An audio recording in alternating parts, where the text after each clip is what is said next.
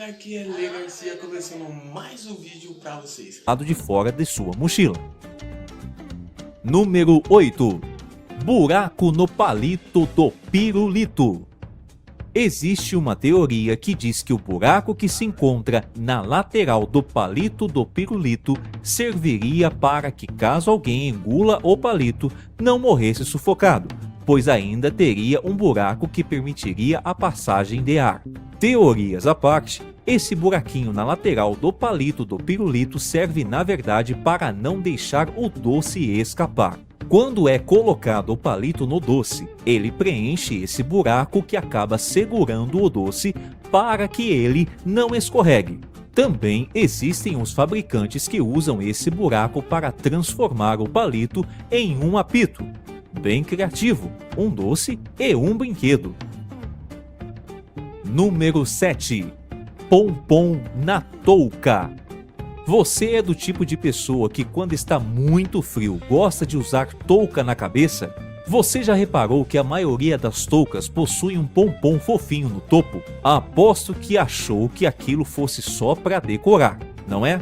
Mas a verdade é que aquele item teve e tem uma utilidade muito importante. Esses pompons eram usados nas toucas e chapéus de marinheiros e, por causa do teto baixo do navio, eles constantemente batiam a cabeça no teto. Os pompons amorteciam o impacto quando os marinheiros batiam a cabeça no teto. Atualmente esse item é mais decorativo, pois os espaços dentro dos navios aumentaram e os tetos das casas das pessoas são altos, mas nunca se sabe, segurança sempre. Número 6. Furo no tubo da caneta. Você já se pegou olhando para o pequeno furo na caneta e se perguntando: para que alguém colocou isso aí? Muitos se fazem essa pergunta e a verdade é que aquele pequeno furo faz muita diferença para que a caneta dure bastante.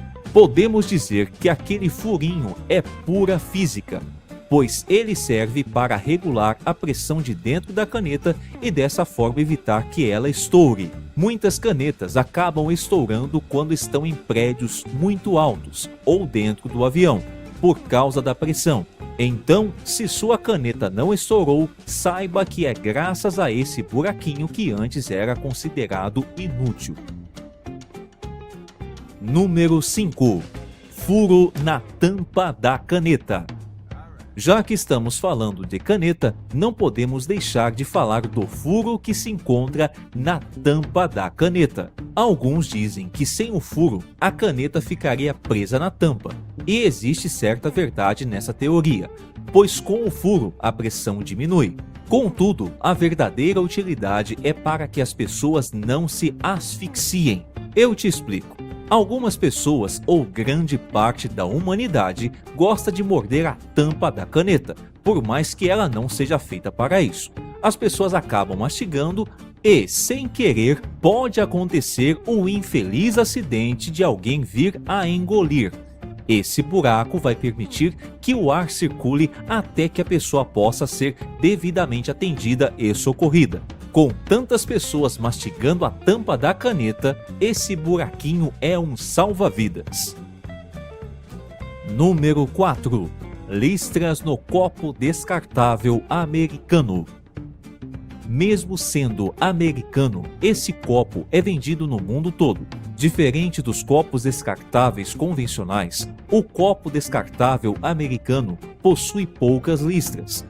Algumas pessoas afirmam que tais listras servem para que o copo não escorregue da mão. Mas, na verdade, essas listras, que têm distâncias diferentes entre si, servem na verdade como dosador. Uma ideia simples, mas brilhante. Você tem um copo que pode ser usado para qualquer bebida. Cada listra é referente a um tipo de bebida: vinho, licor, cerveja, etc. O único problema é que quando as pessoas veem um copo grande, o que elas querem mesmo é encher até a borda para poder beber mais, não importa que bebida for.